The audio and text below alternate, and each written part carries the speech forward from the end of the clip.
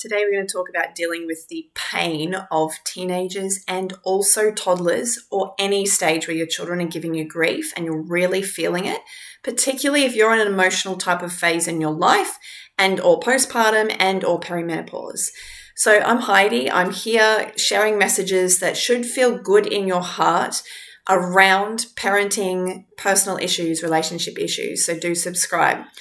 So what I want to talk about today is to remind everyone that we've all got a soul agreement, and that includes our connection with our children and how that's going to play out. So let's go back to the idea that our emotions want to be purged. They're continually wanting to come up and out, just like the body wants to expel earwax, splinters, poos, wheeze. You think about it, the body is continually trying to get stuff out. And it's no different with emotions, except that we have been so conditioned to suppress this energy. But the energy has been in there since we've been a child. So along comes a tricky toddler, a tricky teenager.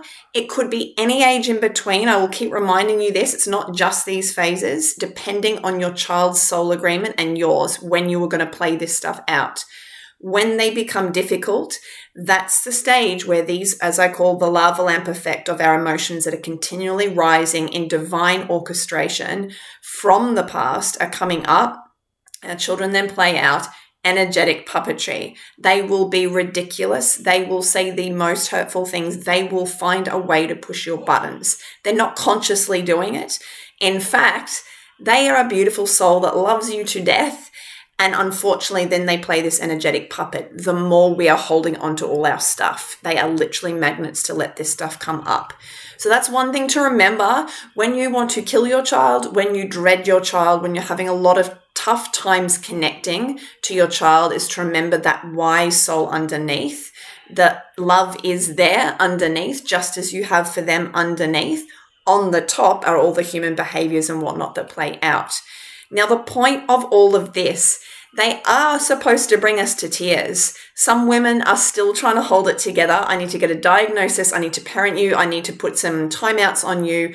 I need to do something to stop this stuff so I don't have to feel. And that's a big one, because feeling, it takes a lot of courage. It can be extremely painful. I will be honest. But on the other side, and this is what I've been doing for 12 years, is it feeling my feelings out as my children prod me, or as my husband does, or anyone else. It's all rinse and repeat. All of this stuff comes up. Now, the point being is I'm supposed to feel this stuff. My children are like, will you feel this stuff, Mum? Will you feel it out? And when I feel this stuff, this energy comes out, I become lighter. I come back to a whole lot more compassion. I shift within energetically. I open my heart. So that's the heart work. Then the second part, which I'll keep on talking until the day I die, heart and throat, is to then go and speak about it. So particularly if you've got teenagers that are giving you trouble, or even children, toddlers, a bit of a different story, or newborns, but they're all there as witnesses to say, so now you're feeling this stuff. Do you want to actually talk open diary about what it's bringing up from you from the past? Don't make it about me right now. That's the biggest thing. The biggest mistake we've been conditioned is to point the finger at the person in front of us that's bringing this stuff up. They are the tip of the iceberg. I have this all in my book, The Game of Life, How to Play the New Way. Just go here. There is a chapter on the tip of the iceberg. There is a chapter on the lava lamp effect. So you can really understand what's going on with the interconnection between us. So that once you realize they are the tip of the iceberg, they are not the big problem underneath this. It started way back when, and oh, heck, yes, I may have to go feel that stuff. But when you felt it and you come to this place of, oh, yes, they are acting like my father. They are acting like that girl who bullied me, whatever it is. And you tell the story with no pointing fingers at them, but just to say, I felt these feelings of what happened to me. Can you believe this is what happened to me back then? Now, a lot of women will doubt that their children can hold space for the stories that you might bring up. I guarantee you there's a shift when you start to treat your child like a wise being who is here to witness us and to guide us and to hold us just as much as we are as a parent. This relationship, when you bring it back into the wise soul to wise soul and heart to heart, Then when you tell these stories, that's when they crack open. Oh my gosh, Mo, that's terrible. When you crack them open, you bring them into their heart, it's exactly the medicine you need to ensure that it's going to be less and less and less prodding stuff at you. So the women who put up with the toddler stuff and never do this work, they will get the trickier child, the trickier teenage child into adulthood. It will just keep on coming.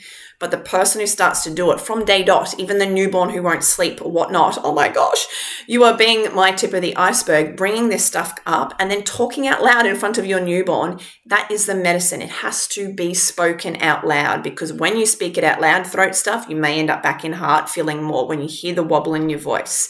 That's just telling you there's some more there, some more, and then go talk about it again. Talk to anyone, talk to the plants, talk to the animals, but it is the most magic when you talk to the person that's triggering you. And I'm just talking in the family. Don't take that outwards, because there's caveats with other people. But in your family, the magic is there to actually say this stuff to them, not to point the finger, but to talk about what they brought up from the past.